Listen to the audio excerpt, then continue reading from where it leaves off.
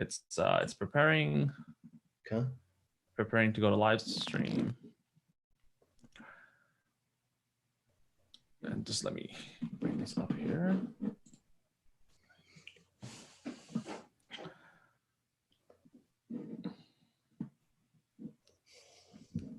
Okay, I think we're good. We're good. All right, we're live. Cool. Hey everybody, welcome back to the channel. Today we have Adam Siegel. I met him on a wedding filmmaking Facebook group that I'm in, and he put up this like really funny, hilarious video about how he got started making weddings, and it's something I'm interested in. So I was like, all right, let's talk to Adam. So welcome, Adam. How are you doing? Can you just introduce yourself to the audience and just kind of tell us who you are, what you do, and yeah. Yeah. Glad to be here. Thanks for reaching out. Yeah. Let's see. I'm Adam Siegel. I'm 40 years old, live in Charleston, South Carolina. Like you said, I put out a video not too long ago. I'm part of the wedding video Facebook group. And it was just kind of an intro into how I got into wedding videography, and kind of a unique story that some other people I've come to know have kind of gone down this road too. But I didn't have any kind of background in video production. I never really knew what I wanted to do with my life other than own my own business. And through a series of random events and a little bit of luck, I kind of stumbled into the video world. And I guess it was in 2010, I started really putting videos on YouTube just for fun at first, something to do. I was between jobs, and a coworker at the time, once I did get a job again, knew that I liked video and was getting married, and asked me to film her wedding for like $200. So that was my very first wedding video. And at the time I had no idea how to film a wedding video. But I Googled it and stumbled across this random wedding videography site. I can't even remember who the team was back then. But anyway, DSLRs were first kind of coming onto the scene. And the first shot I saw on their kind of promo video was the Canon 5D Mark II. And it was a slider shot in the back. The background was just all blurred out, and I'd never seen anything like that before. And they just, it's to music and everything. And, at the time I was thinking of old school wedding videos. So the current wedding videos that have become mainstream now is just kind of new at the time. And I just was fascinated with how they put together these clips and how it looked like a movie. And I basically looked at all their videos on their site, and then looked at their pricing and saw how much they were booked. And I think at the time I was making like $28,000 a year. And I was like, all right, I'm going to be a wedding videographer. So that's how I kind of got started. Yeah. And here I am today. Well, it's kind of cool with any kind of creative business when it's first getting started. Like, you don't have to have like a license, or you don't have to have like someone's permission to do it. So like, you can definitely just call yourself a wedding filmmaker, or like a wedding photographer, or like a planner, or like, and just go do the thing and like get good at it, and then eventually like be like a pro like you. But everyone starts kind of at zero, So like it's really interesting. So what were you feeling when you found out like this is a thing you can do? I imagine, like, was it like a slow kind of thing, or you just saw the number and like you're like, oh, this is way more better use of my time than what I'm doing right now? Is that kind of how you thought about it? Or were you like, man, I love making movies, I think this could be a cool creative output for you? It was a slow buildup for me, for sure. So before weddings, my wife had this like little Canon ELPH camera. It was a digital photography camera that just happened to shoot like 2-minute video clips. And before I got the job where I was working, I was actually working at CNN as a tour guide. And that's when one of my coworkers was getting married. But before that, I was kind of bouncing between jobs, had a lot of time on my hands. And my wife was at work, and in between looking for jobs, I would just do these stupid, silly little YouTube videos. And that's kind of how I got dude, you had some funny ones.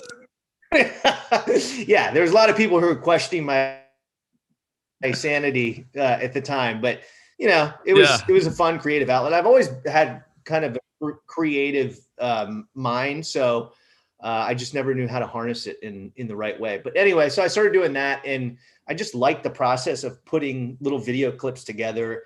It was even the silly ones I was making, when I first started, there's just something fulfilling about like a puzzle almost, just putting this all together and having a final product that you could see and put out there. So, but yeah, to answer your question, when I did that first wedding video, I mean, I definitely thought this would be awesome if I could do this full time, but there was obviously a lot of doubt. I mean, I didn't have any background in video production other than just, picking up a camera and just starting to film stuff and then looking on YouTube for tutorials on what I did wrong. And, there were people that I was working with at the time at CNN who had gone to film school or had a background in video in some capacity. And I think that kind of can be a hindrance in some ways because it can deter them from just going out and doing stuff. I remember there was one guy that I worked with. We're still there? Okay. There was a guy that I worked with. You're breaking up just a little bit. It could be on my end. Go ahead. Let's just keep going. I think it's workable. Okay. So, anyway, he would just, I feel like, think about too much stuff. Like, I've got to have the right gear. I've got to have the right lighting. We've got to have, and I would just go out and make videos because I just thought it was cool. And he always kind of admired that. So it's kind of the same thing with weddings. I was like, all right, I'm gonna go out and do this wedding. And, I definitely, wanted to get there, but like I said, there was, I made $200 on that first wedding. So I didn't know if I could learn enough and, become good enough to take it to a level where I could make enough money to, support myself. So, luckily I wasn't making that much money at the time. So, I didn't have to learn that much. I didn't come out of the gate making six figures. It was a slow build up the first few years, but it's been a steady progression ever since that first $200 wedding video. You go out, you shoot it, you learn what you did wrong, you see what you did right, learn some more, and just build upon it, every time. Yeah, I think so. I've kind of gotten interested in wedding filmmaking because I'm a teacher and I have like the summers off, and like that's wedding season, right? That's when people are getting married and stuff. So I figured that'd be a good way to use the summer.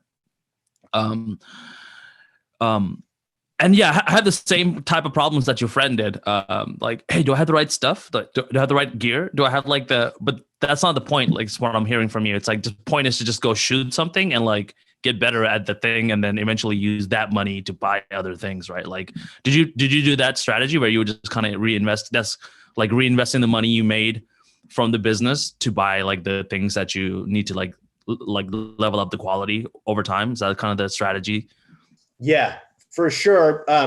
With a caveat, and that is, and I think this is something that and I don't even know if I was consciously aware of it while I was doing it, but an advantage I feel like I had over a lot of people is that there's so much gear out there, and there's something coming out every single week. The next greatest lens, a new drone, whatever, and you can get bogged down on just trying to figure out the latest and greatest. But the biggest thing you can learn with filmmaking is learning how to tell a good story, learning how to compose good shots, figuring out light, sound, obviously is a major one. So it's more about learning those tools. You can go out and shoot an epic wedding video with a lavalier mic and an iPhone right now, if you had the right light. So it's nicer tools can definitely provide you with their tools, basically, but it's really about learning how to tell a good story, and that doesn't have anything to do with the equipment you have. I think the first 5 years in business, I shot with a Canon T2i, and at the time it was like an $800 camera. I had pretty cheap lenses. I had a $100 50 millimeter lens. I had a zoom lens that was like $200. I had like an 18 to 55 kit lens that was probably $60. And the people who assisted me, who I would hire to assist me, like their gear was worth 5 times my amount. But they were, assisting me, and they were doing their own thing. So you can get away with a lot you don't need the latest and greatest, although it is fun to have. So I've always tried to stay kind of nimble and use what I have before making the jump to, the latest and greatest equipment. Yeah, it's kind of funny because I have a neighbor. He's a dentist. He lives next door, and me and him started working out together a while back. And I go into his garage, and it's all like Rogue, like very like expensive stuff. And I always tease him like, yeah, man, if you work out with those like brand name equipment, you get stronger faster. But that's not the way it works, And I guess it's the same thing with shooting weddings or like anything really. The tools are really yeah, that's a great analogy, actually. Yeah. Yeah, so like what are the first steps that I should take right now? So like I budgeted around $5,000, $6,000 to buy equipment. I already have a lot of camera equipment because I make a lot of YouTube videos. But I think I want to get that new Sony A7S III. Yeah. And maybe like another camera, because you probably need 3 cameras, right? Or 2 is fine. I don't know.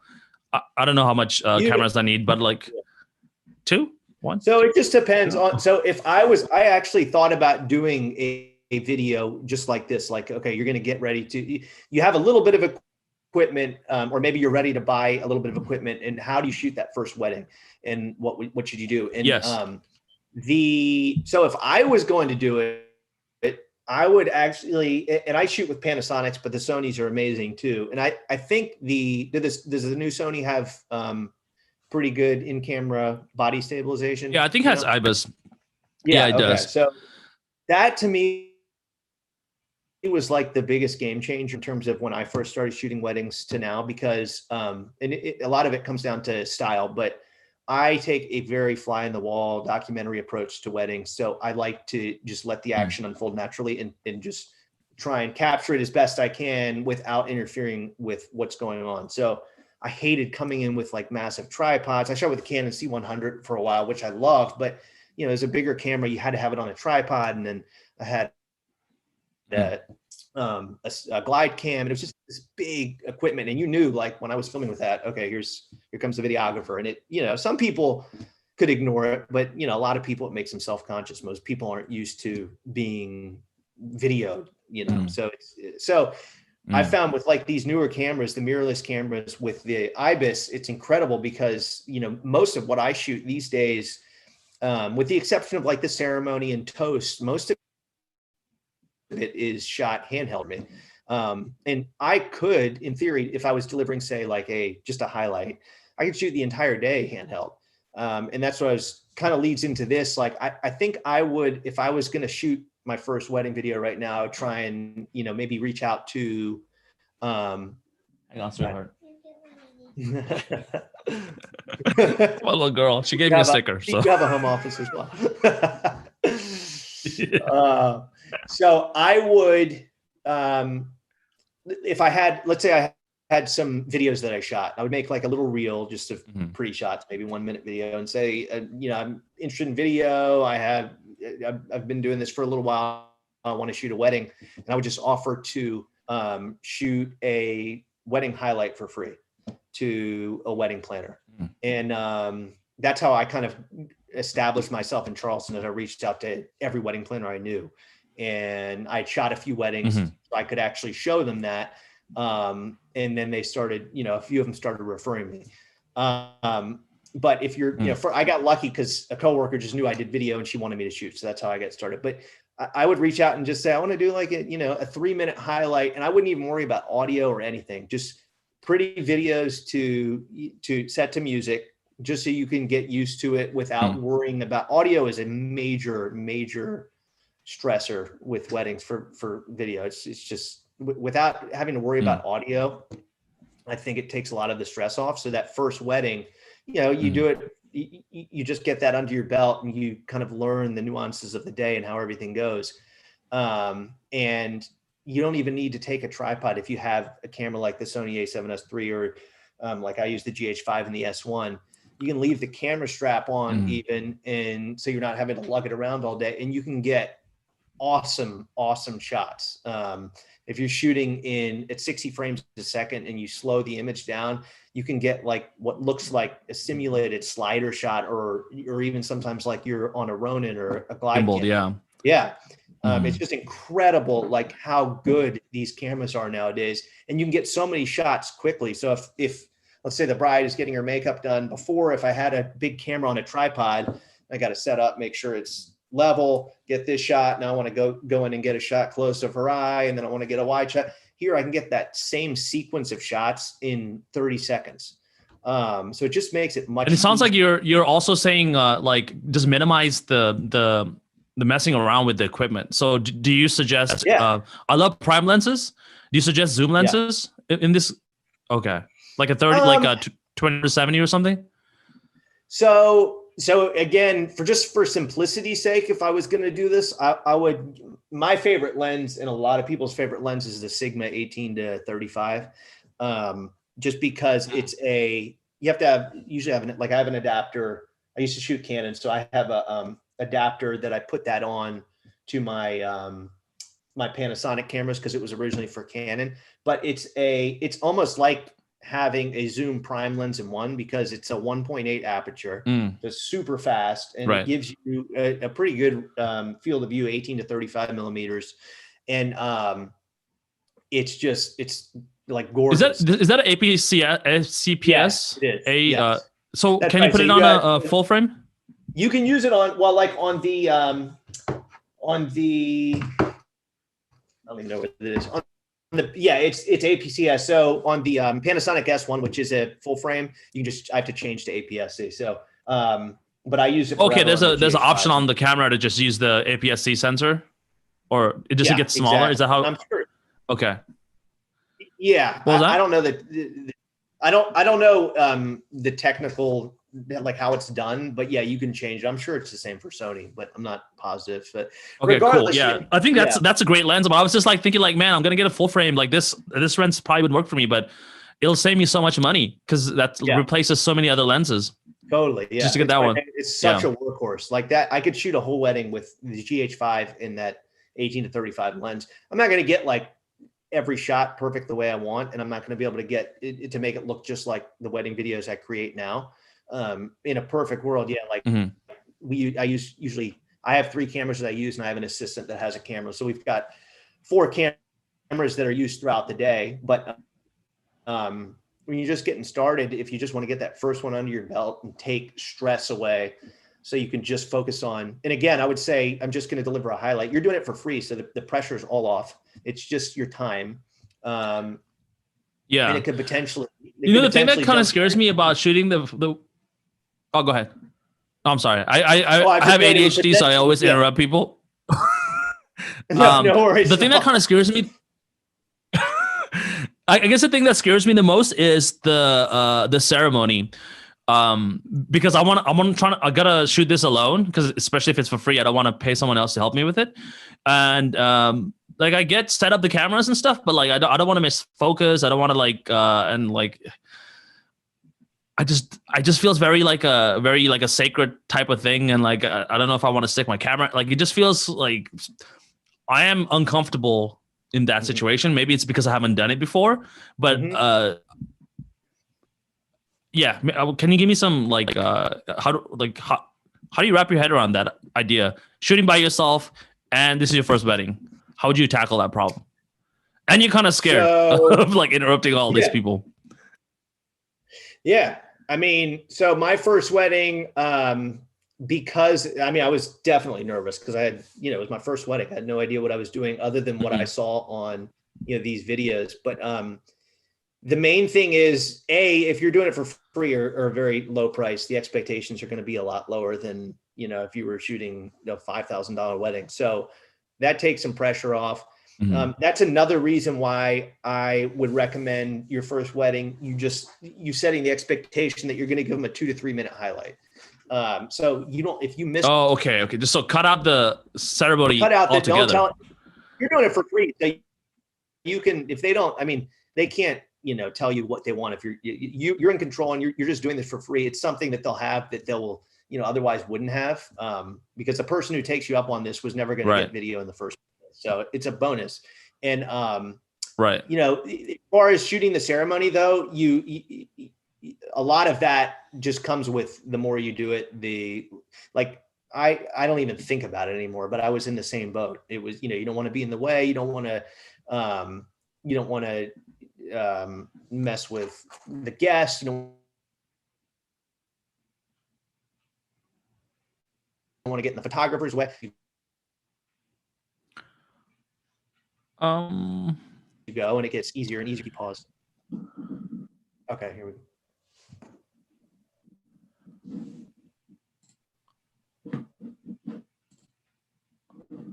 Nice. Can you see me? Yeah. Are you back? Can you hear me? Hello? I can hear you. Yep. Oh, I think you're good. Yeah, there you go. Okay. Yeah. I think it might be me. It could be you. Yeah. No worries. Yeah. But so going into that,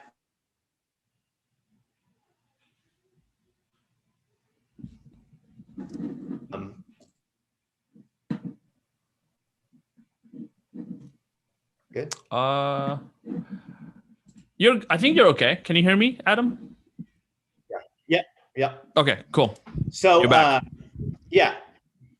So you're only going to need to use like several shots from the ceremony, and if you end up screwing something up and you miss a shot that you wanted, you just don't have to use it. So the biggest things are obviously, if this particular ceremony allowed for this, like if it was outside or they didn't necessarily care where you stand, I would position myself at the front of the aisle, kind of kneel down.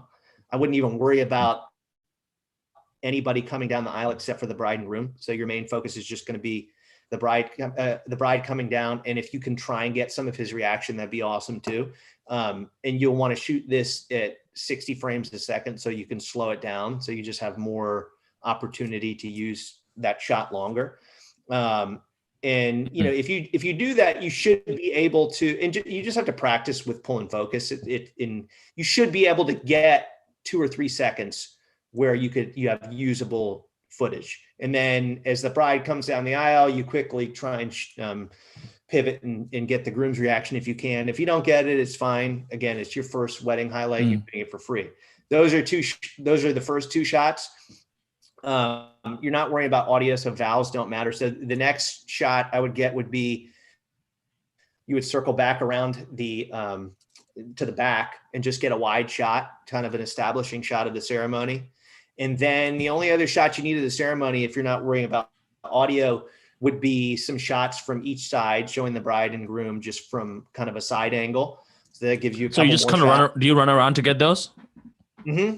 Yeah. If I was doing it by myself, I would. Normally, it depends on the ceremony. Like a church wedding is going to be much different than a wedding at a plantation outside. So it just depends. But yeah, for if you were just doing it by yourself, I would get a couple shots to the side, and then you're going to have a lull, where nothing's where they're just the officiant's talking, and I would just try and look around and just see what looks interesting, and then you just want to make sure you're in position in the back center of the aisle for the kiss at the end and them coming down, and then you've got nice. 6 or 7 good shots of the ceremony that you can use hopefully, and that's for the highlight without audio. That's all you need, because the rest of the video will be a mixture of her getting ready a little bit, him getting ready, some couple shots, dances, just the rest of the wedding basically. So yeah, if you just break it down at that point, it kind of becomes like an event. You just cover the event.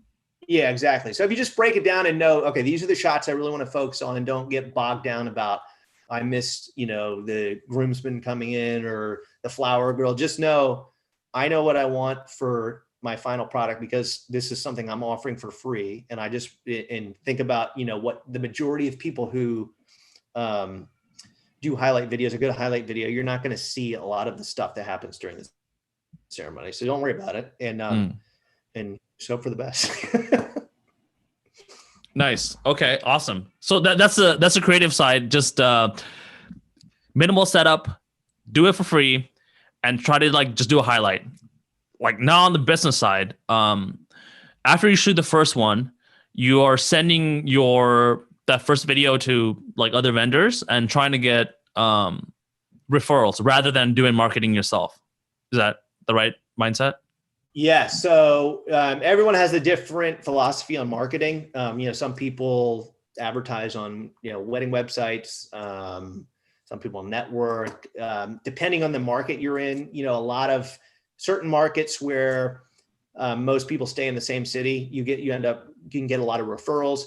It's interesting in Charleston, South Carolina, where I am, it's a major destination wedding video market. So I don't get a ton of referrals actually, because 8 times out of 10, the friends of the people who are getting married in, Texas, California, or Maryland, or somewhere else. And, I'm willing to travel, but, I have to mark up prices for travel. And then, at that point, they may find someone in their own market. So I rely heavily on my relationships with wedding planners in Charleston. And again, it's different in every market, but as you establish your business and grow, the more you charge, the more you will be dependent on wedding planners. And you obviously have to have a good product for them to refer you. You have to have a good relationship with them. They have to, believe in you and like you. But, people who are spending a lot of money on weddings, 95% of the time are going to have a wedding planner. When I first started out, a lot of people did it themselves. But now I would say 98% of the weddings I shoot have a wedding planner. I don't always get the gig because of the wedding planner, but they always have one. And they can really be like invaluable assets because, they're kind of the gatekeeper, and they want their couples to have the best value for whatever they're looking for. And if you have good relationships, you can get to a point where you don't have to market at all. I haven't spent $1 on marketing in probably 5 years. There was a time when I did, wow, I think advertise on the Wedding Wire and on the Knot when I first started out. But even back then, when I first started in Atlanta, most of my business came from referrals. So it's kind of a cool business in that it's, I don't know too many businesses where you have the opportunity to grow your business without actually spending a lot of money on marketing, which is yeah. I think that's like one of the things that's kind of cool about this business. Go ahead. What I was thinking was, this is like one of the reasons why it was like kind of appealing to me, because like I really don't want to play the social media game with another thing that I'm working on, and because it's so time consuming. So like weddings, it seems like it's all based on friendships and relationships. So you can kind of bypass that whole social media game and then just like become friends with people and like try to do really good work and then put all your attention into those two things. And that's the way to like kind of grow the business. And that's the thing that's kind of really appealing about, especially since it's a side hustle. You kind of wanted to be on the side, like you don't want to like consume all of your attention. So the next thing is like the hardest part about, actually the most time consuming thing about video is like the editing. It's not like photo. I mean, I'm sure photographers spend a lot of time editing, but editing is like, that's like that's the thing that I know I'm gonna like, once I start shooting weddings, that's probably the bottleneck in like how many weddings I can shoot. So what's your process like? Do you do it all yourself? Do you have help, or how do you think about editing? Yeah, so in talking to people over the years in the industry, I feel like I'm one of the rare people who actually enjoy editing. There are some times where it can get monotonous with weddings if you're doing a bunch in a year, but I always liked that. When I first started, I always liked putting stuff together and crafting the story. And with weddings in particular, for me, because of my style, I like trying to figure out what the story is, afterwards. I'm not trying to orchestrate the story beforehand. I like putting it all together. So it doesn't really bother me. And the more you do it, like anything else, the quicker and more efficient you get. But there are a lot of people who it's just the bane of their existence. And there's some people who, they outsource their editing. There's some people who have teams who, you have your main shooters and then you have your editors. It's just something the that thing is, for me, I think the beginning, like the beginning part of the editing is like just like getting rid of the stuff, like the stuff that's not gonna make it to the movie. That's the part that like just giving me like so much anxiety because they have to like get rid of all this stuff. But once it's there, it's just like, oh, okay, now this is the creative part. So it's a way you can do that. Can you get rid of that that beginning part? Like, do you know people that kind of get rid of the culling of the clips by like outsourcing it and then they come to the creative part? Because that's kind of what I'm envisioning if I'm going to do it on the side, but like I don't know how much that would cost or if that would even be something that people would, I don't know. What do you think? Yeah, there's people who do that. There's tons of different. I've never looked into it heavily because I've always wanted I don't mind doing it, and B, I've always and I've wanted to keep my costs low. So I've always, I have a home office. I'm always kind of looking to stay as nimble as possible in case, like last year and all of a sudden you're not, shooting as many weddings. So, there have been times where like I've wanted to get a studio or hire an editor just to expand the business. But, especially when you're first getting started, just to know that you can do all that too, I think is invaluable. But, and again, as you do more, the process gets easier and easier. And I that's one of the videos I want to make is kind of how I like my process from after I shoot a wedding to delivering it. Like, what do I do? So I think that would be so valuable for like so many people. Yeah, for sure. It's with weddings, no matter how unique a wedding is, they all have a basic formula they follow. You got your getting ready shots, your pictures, your ceremony, and your reception, your cocktail hour, and that's it. And it's basically you just break no matter what you're using, you just create folders, and at least I do, and put each video into the corresponding folder. And for me, the first thing I do is edit the ceremony and the toast, because that's, at least in this stage of my career, that's the foundation for every video, because I do use a lot of audio and I try and tell that's your audio file, right? That's the voice thing, right? Right. Well, the video and audio to go. Now I know, 70% of the ceremony is stuff I'm not going to use. You want every good story, you need like a little bit of an introduction. You need the meat, which is going to be there we go. Can you hear me?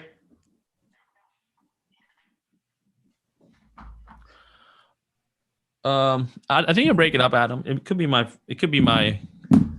having a lot of technical issues today. Sorry about that, guys. Hang on. I can hear you.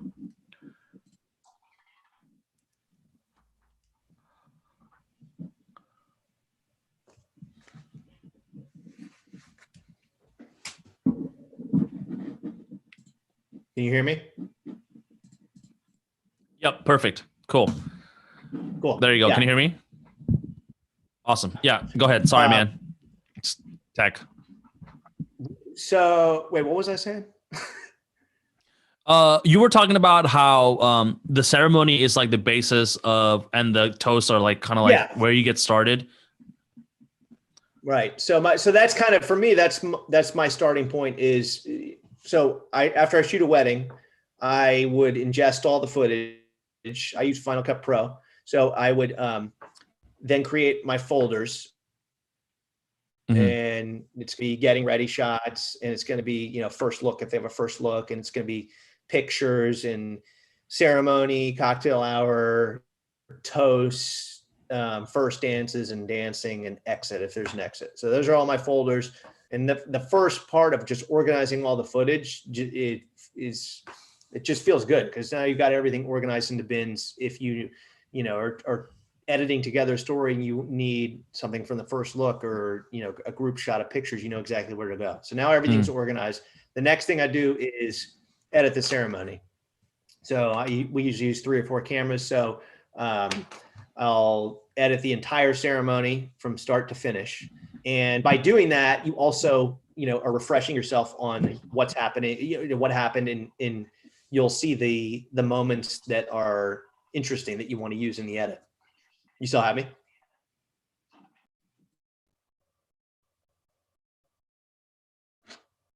You have me? Go ahead, Adam. Yeah. So then I'll edit the toast, because that's another kind of basis for good stories, is there could be some good toast. So now I have all the toast and all of the ceremony edited and ready to go. And again, that's the foundation for the whole story. And then music is another big one. So picking the right music with the right couple, and then dropping the timeline. And then the rest is just putting in B-roll that works well. So, you know, and a lot of that comes down to personal taste and what you feel works where, but you just figure that out the more you edit. And it really, for me, it's become easier and easier the more I've done it. It can definitely be intimidating at first, but definitely having the ability to organize into folders and then start with the foundation would be good. If you were just doing it with one camera, it's going to be a lot easier, because you're just looking for basically your best shots throughout the day. And if you've got shots that, you know, don't work, then just get rid of them. And how long does it usually take you to edit a? So at first, like, what do you offer, like, as far as like as the deliverables, and like how long do those deliverables take you to like make? So my packages have changed a lot throughout the years. Right now, I have 3 different packages: a highlight package, a short film, and a feature film is what I call it. So the highlight would be like a 3 to 5 minute highlight of the day. The short film would be 7 to 10 minutes. The feature film would be 12 to 15 minutes. Every single one of those packages also gets the full ceremony and all of the toast delivered as well, as separate links. And the reason I do that is, you know, 50% of the people may not even care about it, but it allows me to be able to selectively pick and choose which parts of the ceremony and toast that I want to use, without having to worry about if I included something that, are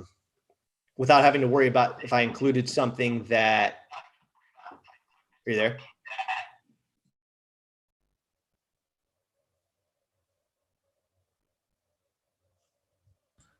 Can you hear me? Go ahead, Adam. I think we're just having some internet issues over here. Yeah.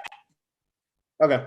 Yeah. So it allows me to selectively pick and choose which parts of the ceremony and the toast I want to use, without worrying about if they want them coming back and being like, "Oh, you didn't include this thing." And I said, well, that's why you get the link for the toast and the ceremony. So you got that all, but I'm going to use what I think is best to creatively tell the story in the most interesting way. So those are the base package. And then if they add on stuff, I have an add-on for drone coverage. I have an add-on for rehearsal dinner coverage if they want, you know, the toast covered at the rehearsal dinner.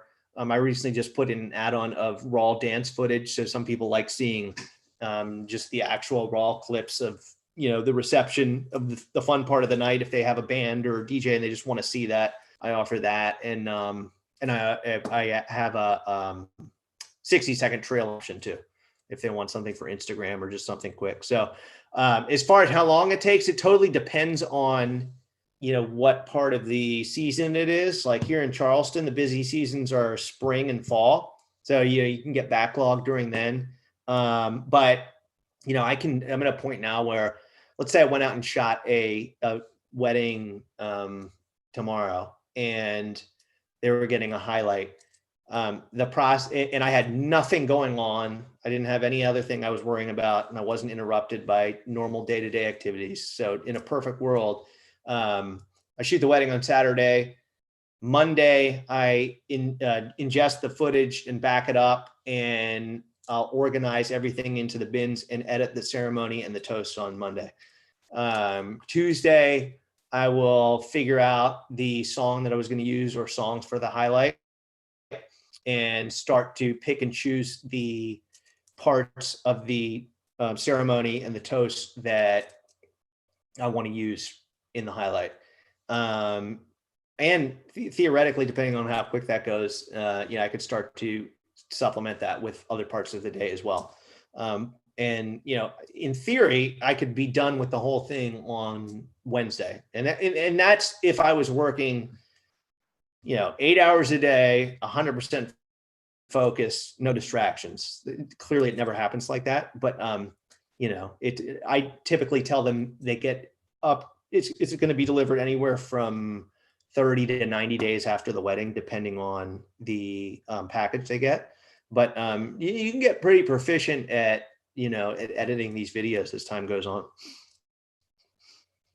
So for a highlight video, if I'm just going to offer that as a beginning, I can probably budget like 20 hours or so. Yeah, I think so. Yeah. And it's, definitely if you're new to editing, it's going to take a lot longer. I mean, I've been doing this for 10 years now. So, I can edit a ceremony in my sleep, but when I first started, it was like, wait, how do I got to look up on YouTube how to do a cut and how to, or I don't remember how to do a cross dissolve or, depending on your equipment, your computer may not be fast enough. And so it's one of those things that, again, the more you do it and the more you grow and the better your equipment gets, it becomes easier and easier. There's definitely some growing pains at first, and it might take a little longer. But eventually it's just, if you stick with it, you can get really proficient at it. But yeah, I would say if you went out and shot a highlight, you know the basics of editing, 20 hours is definitely doable. So let's jump into the business side now. So this is the money side, right? This is the side that you and I both like from your video. I just shot my wedding. My first one's in. I got connections in the industry now. It took me like a couple months, let's say 6 months to do all this stuff. And it's next wedding season. What do I have to be thinking about in order to the goal is to create like a 6-figure side hustle business, right? Like I still want to keep teaching as my main hustle. Yeah. Is it possible to do that on the side? Because I know a lot of wedding filmmakers. I've been listening to a podcast called the same podcast that we were in the Facebook group with wedding filmmaking podcast with John Bunn and Nick something. Yeah. They started off part-time or something, and then they became full-time. So that's kind of what I'm thinking I should be doing. I don't even know if I'm going to go full-time, but how many weddings do I need to hit that around 6-figure mark?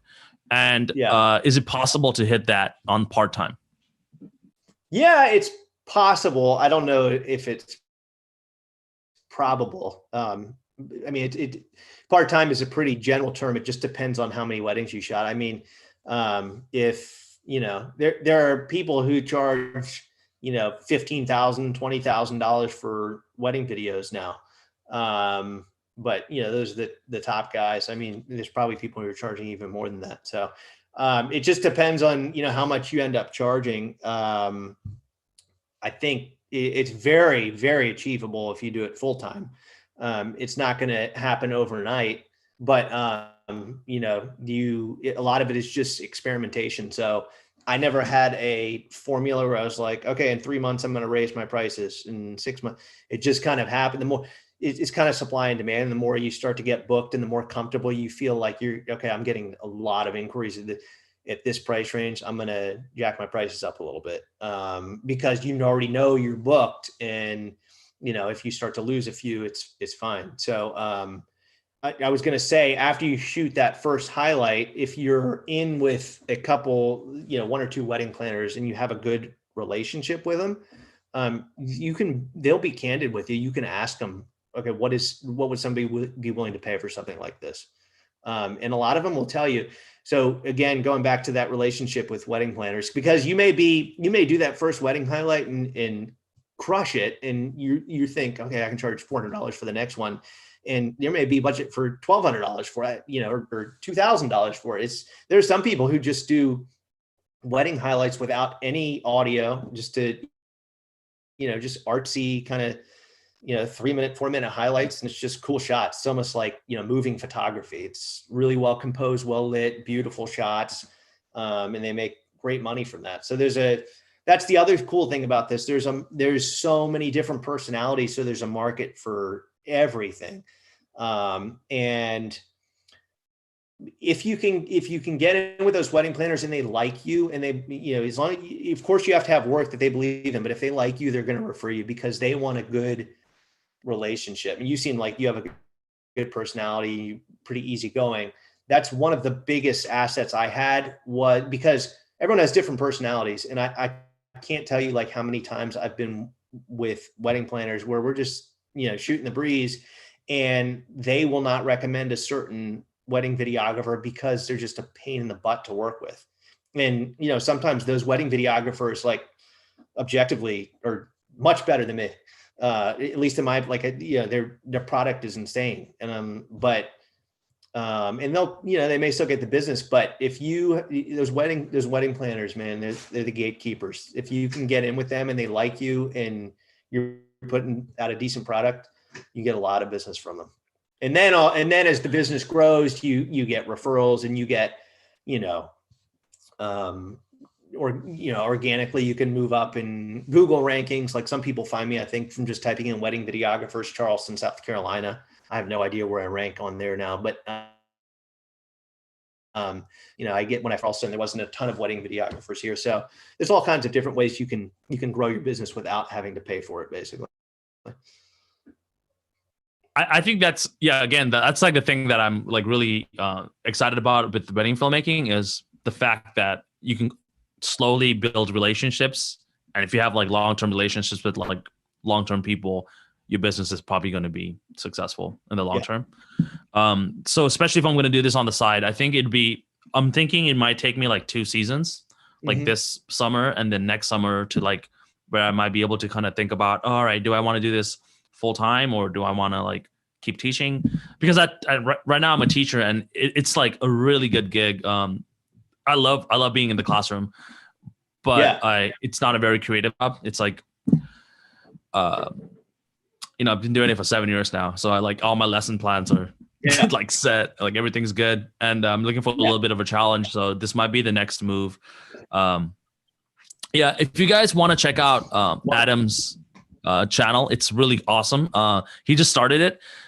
So I think you have 2 videos up. I just watched your color grading video yesterday. You have the funniest intros, dude. Like, you should be like a comedian, man. Like, perfect for YouTube. I think your channel is going to be really successful because of your personality. And probably the same reason why your video business is successful. It's because of your personality. But if you guys are interested in, maybe checking out, maybe you're not even into like wedding filmmaking, but this might be some like thing you want to explore. I think Adam's channel would be such an awesome resource for you guys, and I'm sure like he gets back to people. I just literally messaged him on his comments, and that's how we have this conversation going. So is there anything else you want to tell the audience before we kind of take off? I think we had like an hour schedule, so. I would it's been awesome talking to you. And let's do it again if you want. And I would say for you and anyone, just get out there and do it. Just shoot. And it's because you really find the answer to anything you want. Like the pandemic last year forced me to diversify and get into more corporate video, which was outside of my comfort zone. And, I found a couple YouTube channels on lighting and corporate interviews that just like it's like free film school. So it's anything you want, you have access to. And then the other thing is just get out there and shoot and keep shooting, and you're going to screw up, but just learn from your mistakes and, have a good attitude. And maybe if you have a passion for teaching, you get good at video, you end up being, doing a successful wedding video business, and then teach that too. Best of both worlds. Yeah, man. Okay. Before we go, I got to ask you, how is your corporate business doing? Is that like, it's a new adventure for you? So like, as far as like, as far as like monitor? Is it like doing just as good as your wedding business, or because I know there's a lot of wedding photographers and videographers start off as wedding and then they move on to like, that seems like the natural progression. Yeah, just curious on what you think about that before we. Yeah, I know that. I think you're right. I think a lot of people, most people, it seems like this is a stepping stone to get to like commercial video work, or some people are, want to do movies or documentaries. To me, it's just like a nice diversification tool. I'm still fairly new to it, so it's not going to provide me right now with anywhere close to what I was making with weddings. But I did make, some good money from it last year, and it saved me basically. So I think it's just, my goal is to be in a position where I can charge, keep raising my wedding prices and shoot fewer weddings and do more commercial work, and make YouTube videos too, because I really enjoy that. So if I could make some money doing YouTube videos, no matter how small, and that's just diversifying basically. Like last year it taught us, you never know what's going to happen. It was going great for so long, and then all of a sudden, boom. So it's new for me. I think I'm seeing that's starting to grow too. So we'll check back maybe toward the end of this year or the middle of this year and see where I am. But I'm excited about that. Yeah, man, I think that would be so cool. We'll probably, like, it'll be cool if we can have some of these conversations. Like maybe this could be like an ongoing, like every 6 months or something. We can check in, and see how I'm doing, see how you're doing, and this could be like something people can follow along with us. So that'd be awesome. Yeah, I like that idea. That'd be really cool. Yeah. All right. Thanks a lot, Adam. Thank you everybody for joining.